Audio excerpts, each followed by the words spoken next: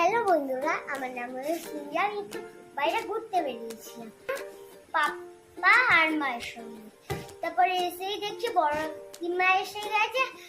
তার আগে আমি এই বড় দিম্মার কাছে কি কি পেয়েছি, এই যে ফ্রুটি পেয়েছি, তারপর এই যে এই কুরকুরেটা পেয়েছি, আর এইটা পাপা কিনে দিয়েছে।